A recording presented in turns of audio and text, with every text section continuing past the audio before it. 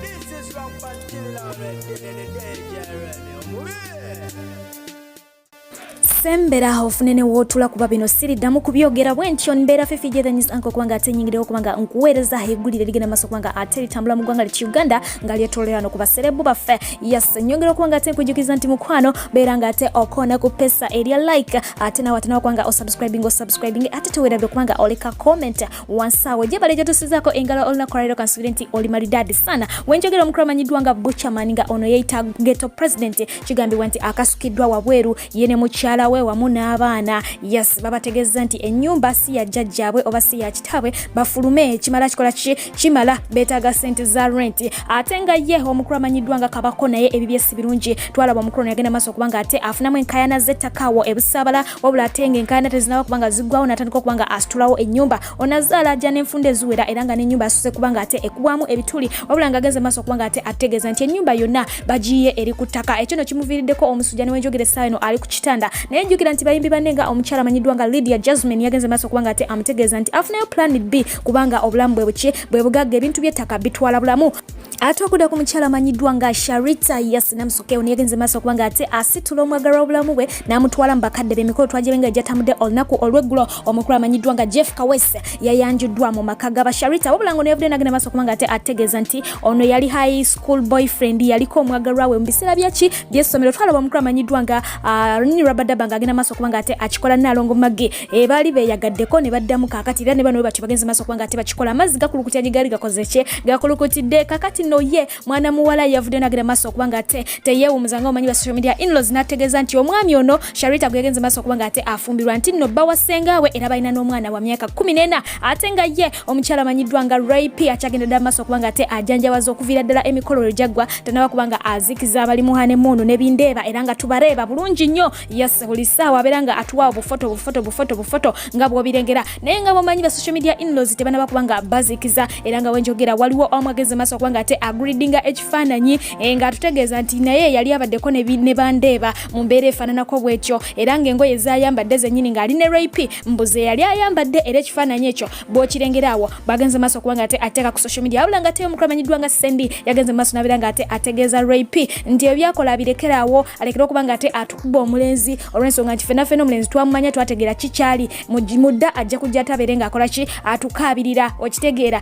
mbukakati ekyo kyakoze kimala already byagenda maaso okubanga akola mbwe ali mu kweswaza so alina okubanga ateekako ki ekkomo musajja twamulabye twamutegedde tukooye bw'ati bwamutegeeza. Ate nga bba bagala n'ababiri okulikkana lwe mugume yes n'omukyala amanyiddwa nga Sasha Ferguson nabo bwe batyo bawezezza omwezi mulambirira bukyanga bakola ki bagattibwa empeta era nga bano bagenze maaso okubanga munange basalawo ka keeki nga beeyagaliza anniversary ey'omwezi ennungi ddala katubasabire bive mu myezi ate ebidde mu myaka mbufunze tubagaliza buwanguzi mu bufumbo bwamwe ate okudda ku bannawiso yes ne bano nabo olunaku olw'eggulo ennaku z'omwezi nga 2 omwezi guno gwennyina bagenze maaso okubanga ate baweza emyaka 8 mu bufumbo obutukuvu bw'eddu bukyanga bekuba empeta n'ebyenda ne bibatokota naye nga bano bagenze maaso okubanga ate munange tebacelebrate nga bakeerabiramuko awo olw'ensonga mbu balina schedule eri busy ennyo bakola nnyo anti ffenna tubamanyi bulungi bazannyi ba sinema ate ba shootings be ba director be byonna babikwasaganyiza ddala wali bulungi naye nga kitegerekeseeko nti abakozi babe bagenze maaso okubanga ate babateekerateekera yawe engeri ya cake ku mulimu eyo ne bagenda maaso okubanga ate baba surprisinga cake ne bagisala mu bitiibwa ne babagaliza obufumbo obulungi. Abantu abo balina omukwano era bansanyusiza ddala ate okudda ku mwana muwala amanyiddwa nga Victoria Bagaya ng'ono atusomera mu mawulire ku NBS television naye bw'atyo yasitudde omwagalwa we n'abeera nga ate amutwala mu bakadde be n'agamba nti owaaye mama ne taata yono ankwasaganya mu nsonga z'amadwasi n'ambalaga mu butongole mwebale nnyo mwebalire ddala kugenda mu maaso kubanga ate mukola emikolo mutulaze machuwa so nga ate y'omukulu amanyiddwa nga Prince wa Cindy bw'ati naye yagenze maaso kubanga ate ategeeza ba social media in-laws nti tali ready kubanga ate afiirwa mu kyalo ono yes ono bamubuuzizza oba tatiddeemu kubanga bamukuba busuku Cindy era nayongera kubanga bakakasa nti teri musajja wadde n'omu asobola kubanga ate atuwala Cindy mu bufunze bo beetegeera okitegeera. Ate nga ye mwana muwala amanyiddwa nga Spice Diana ono naye yagenze maaso kubanga ate abuuzibwa ebibuuzo ku bya relationship ye jukira ono baze bamugambako ebigambo bingi nnyo bamusibako ono n'oli nti bamuswampata n'avaayo nga abeegana naye yabategezezza nti yo omukyalo omulungi alabika bw'ati anyirira tasobola kubulako akola ki abibita oba aswampata era nategeeza nti alinayo omuntu we naye bbaawe si wa lukale oba si wa public nga emulowooza gyali naye tajja kubanga ate ambalaga oyo bw'atyo ne yeeyunga ku mukyala amanyiddwa nga Vivian Tendo naye yabategeeza nti omwami owuwe si wa ki si wa lukale okudda ku mukyala amanyiddwa nga Lydia Jasmine ono naye azza kalakatwa enfunda eziwera yasinga bamusibyeko manager we amanyiddwa nga manager Roger Murindwa nga bagamba nti yandibanga amugwa migwa wabula ye yagenze maso kubanga ate abategeeza nti omwami oyo amuyita taata amulabanga kitaawe olw'ensonga nti amukuzizza musically so atya n'okubanga amuza mu nsonga z'amadwase olw'ensonga nti abalaba ekitiibwa kye akikakkanyiza ebyo byonna bye mulowooza bibave mu mitwe ye bw'atyo wabategeezezza nti oli alinga kitaawe ate nga ye mwana mulenzi amanyiddwa nga Lily Paz olunabe yesa omwaka guno era lazima ataviiridde yaawo yagenda maaso kubanga ate akuba penalty nenywa mu katimba era nga wenjogera kigambibwa nti maama w'abaana yagenze maaso kubanga ate amuwa baby asookedde ddala mu bulamu era nga munange ali ku cloud 9 ali eyo musanyufu muzibu byansuso kulika baby ate okudda ku mukyala amanyiddwa nga Azawi yasa omukyalo ono naye omwaka guno ddala kituufu gugwe nga bwe yagamba ebintu bimutambulira bulungi era nga yagenze maaso kubanga ate assigningawo n'abagenese agenda kubanga ate akola mu campaign eza black shines brighter okitegeera bagenda kubanga ate munange bakikwasaganya wali bonna ate nga yomukulu amanyiddwa nga Douglas Ranga ngona tukolera wali ku NBS after 5 naye bagenze maaso kubanga ate bamupromotinga ku mirimu gye era nga kati ye head of events owa next media kakati awo nno amayinja geeyongedde okitegeera ate nga yomukulu amanyiddwa nga Edlisa Musuza muyite Eddie Kenzo ono ba yanaabalwezi oba yanaabakayayana simanye omukulu ono bagenze maaso kubanga ate bamunominatinga mu Afrima Awards okitegeera mu category eya East African best male artist okitegeera yes era nga talimu yekka agenda kubanga ate abisanya n'abakulu nga Darasa Alikiba Diamonds n'abalala awo so katulindirira kiki ekinaaveeyo wabula nga oluyimba lwe olwa weekend lwe yagenze maaso kubanga ate eri mu kasuka yeeyo okudda ku mukodomi waffe mulamu waffe byonna amanyiddwa nga Diamond Platnumz naye bw'atyo yagenze maaso kubako obugambo bwa kasuka abawagizi be n'abategeeza nti mufokasinga ennyo ku mirimu gyammwe olw'ensonga nti emirimu gyammwe gino tegiyiwa results zibeera positive ziba nnungi okitegeera yes tebitera ku disappointinga naye bwe munaddawo mbu mufokasinga ku relationship akuna madwasi akuna swampatalinge mujja kubanga ate mukola ki muviira yawo olw'ensonga nti results always zibeera negative ate nga ziri disappointing bw'ati we yabategeezera n'abagamba nti ekyo mukijje kunze empologoma okitegeera kwegamba ye yakuguka n'atikkirwa mu nsonga ezo era bw'atyo n'abeera nga abasomesa kaakati awo munaava ku nsonga z'amadwasi oba mudde ku ki anyways banna Uganda abali mu ggwanga eri America akambanjulire DJ Farouk omusabatuzi w'enguliko anti ono asabatula n'ebyenda ne bikwetokota yakuba enguliko kiggala n'awulira omuzibe n'alaba n'omulema n'atambula akuba ku mikolo egy'enjawulo omuli egy'amazaalibwa baby shower house party graduation n'emirala kamaala ate nga naawe atesetese ebivulu yakyasinziza ebyuma ebiri ku mulembe osobola omusanga mu kibuga California era nga n'ebibuga ebirala atuukayo musange ku namba y'essimu plus M7 7 5 2 4 4 2 7 3 plus M7 7 2 5 2 4 2 7 3 ye DJ Farouk ku Bay and Samu tokkiriza bagenyi bokwebowa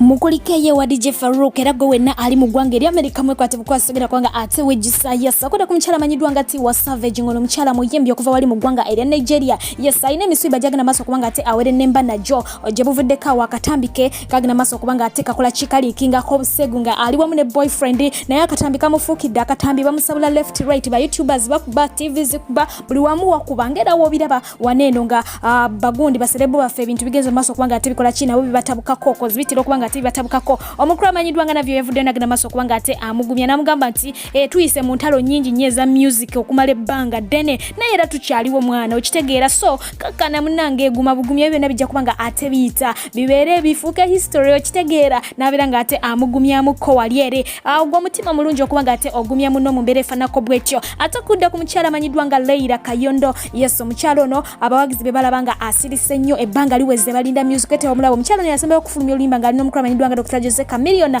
era ng'oluyimba baali baluyita Nyumirwa naye okuvanga ne Koro omukyalo ono talabika balaba bulabi wakuba bifaananyi nga bw'ateeka ku social media bwadde eno bwadde eri naye ate balinda music tebawulira kakati batandise okuba nga tebamuteeka ku pressure bamugamba nti mama oli ku ki tusabule nguliko mwana tubeere nga ate tukujuwa sana kakati no wenjogera yavudde nagenda maaso okuba nga ate bategeeza nti kyemwogerako nkitegeera nkiwulira era nkifiiringa naye mukakkane ndi eno nkola ki nfumba ntokosesa ano nja kuba nga ate nzijula ate ye omukulu amanyiddwa nga Kaiza yes yavudde nagenda maaso okuba nga ate amalamu omukulu amanyiddwa nga John Black amaanyi yagamazeemu atya yagenze maaso okubanga ate ategeeza nti John Black mu kujja music industry yajja n'omuliro mungi nnyo nnyini ddala naye kaakati essaawa eno yaggwamu gaaso kitegeera era nga ye okusinziira nga wamulaba yamaze dde okubanga atukakasa nti John Black talina future mu music okitegeera okusinziira ku nnyimba zayimba nti ayimba naye nga kati ye target ye yakubanga akuba Kampala yokka oba Uganda yokka tasuubira kubanga ate ayimba kusukkawo oba tasuubira kuba nti agenda kuyimba ku international level okitegeera bwaki bwe yamutegeezeza so nga ate ye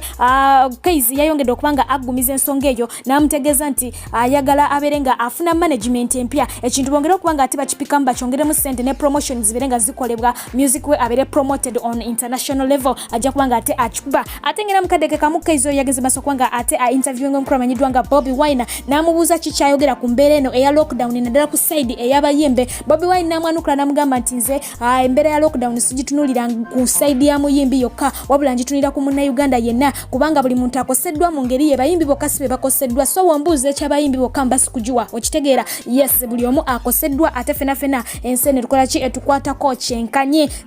bw'atyo yategeeza talina mubiri gwayirawo fo bayimbi wabula omubiri aguyirawo baki bannauganda bonna so nga ate okudda ku mukyala amanyiddwa nga Zari Hassan oluvannyuma lw'okwogera ku kukyala kwe yayongedde okubanga ate atabuka lw'ensonga nti ba social media in-laws olwaba ebifaananyi ebyo ne bagamba Zari wabanga afumbiddwa omulundi omulala nedda ekiwojjolo akiwuzumiza nnyo abeere nga ate akikakanyako afumbiddwa mu malya mangi ebigambo ebyo yagenda maaso okubanga ate bimutuukako ba comments ezo yagenda maaso okubanga ate aziraba era nga bw'atyo yagenze maaso okubanga anyoka n'ababuuza ebibuuzo embaga mmeka ze yakalya era lwaki tomwewulirirako anti bagamba nti akuddira mulimba takola ki. Zari has been married 7 times, 20 times. Omukazi takowa kufumbirwa oyo mbaga mmeka ze mumanyi ze bakankuba ze mwali mundabyeko nga bazinkubye mmeka guba na mukisa noyemba mumbalidde embaga 7 ze sibeerangako nazo naye mukisa bamuli amwasiraana temulina nakugambako nti ki nkutwaleko ku coffee. The only thing you can do is talk about people. Kazi mukadde alina emyaka n'abaana 5 bakyamuwasa gw'oli awo tolina nakutwalako ku kacaayi. Mitima emibi egyo gye gibasigazaawo mujja byogera n'embaga 7 gonna ge mwogerako beebaani abo embaga ze mwakalabako kubanga okwanjula kwe mwali mulabyeko kwali okwo embaga zonna endala ze bankuba ne mulabako nga mweze ziriwo mwasiraana. I will no longer explain. Bwe kyolabye nga bw'okirabye magezi go kyekakutumye mbwe ekyo kyolabye oba bw'okitegedde go with that munkooya ate sijja kulekera okulivinga bulamu because they will talk ne bw'ota livinga bulamu they talk yaggwamu bw'obeerayo nti you won't stop. Muyamulaba aba celebrities abanene ennyo ffe tuli eno namu Africa gye tubonaabonera bali abanene drug abuse, depression, bichi bw'otabeera careful bano abantu betuyita mbu ba followers temutwagaliza mutusunga busunzi temutwagaliza mwefula mbunze Ahmed die hard nfiira ofiira woki nze mazzi nze oxygen bunkwagala nnyo nyinza n'okufa katifa kuba sikyabeetaaga.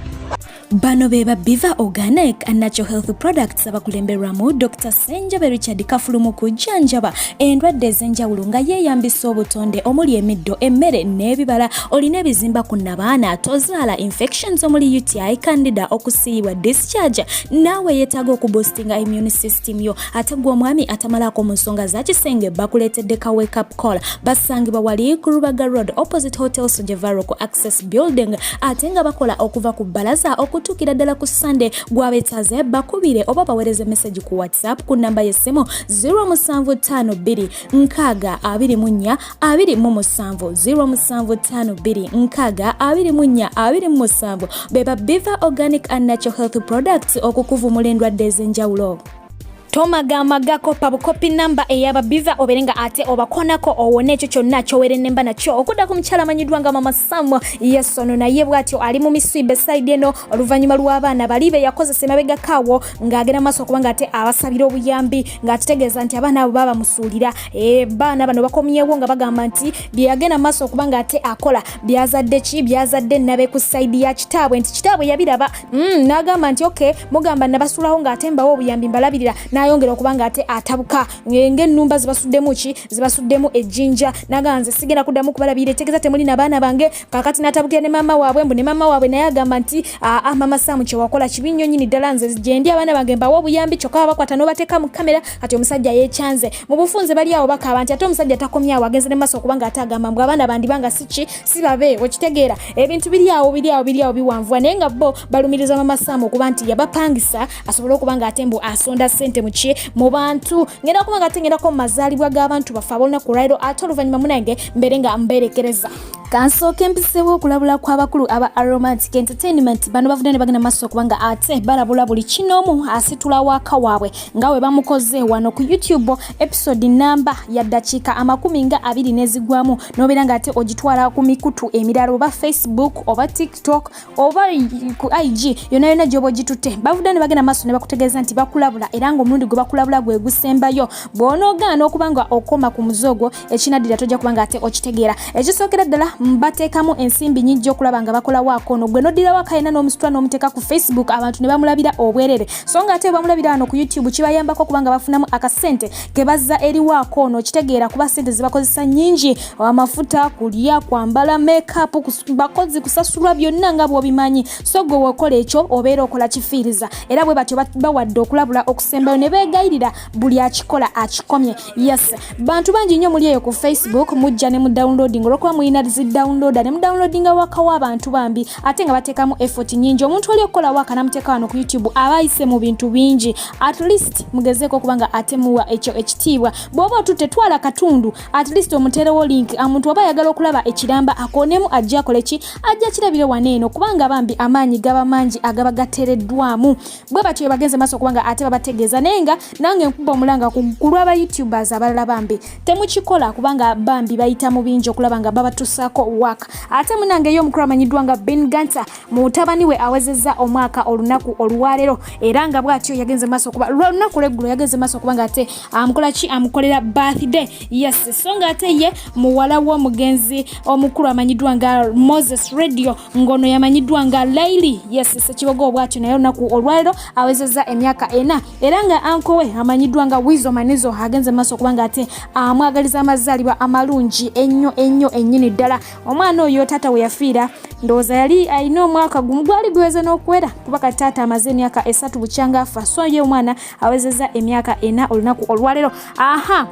mwana mulenzi amanyiddwa nga Ivan Kalemane essanyu eringi ennyo agamba nti ayagaliza kyaliwe amanyiddwa nga Nakito Resti amazaalibwa amalungi gabadde ga lwaggulo naye munange sasobodde kubanga ate nkola so nga ate ye omukyala amanyiddwa nga Diana Namuddu agamba nti ayagaliza mukwano gwe amazaalibwa amalungi omukyala amanyiddwa nga Fatuma yes Namuddu from Saudi Arabia agamba nti akwagaliza birthday ennungi okuzaama mugende mu maaso kubanga ate mumpeereza abantu bamwe mbagaliza amazaalibwa amalungi mbakonekaawo mpola yes ngenda kubanga ate bwentyo mberekereza olunaku olwaleero kansabe mungu oyo atakuumira mpera agira abankuumira kasoke mala okubanga nywa ku buugi tunaalabagana enkya musule bulungi mbagala nnyo mwera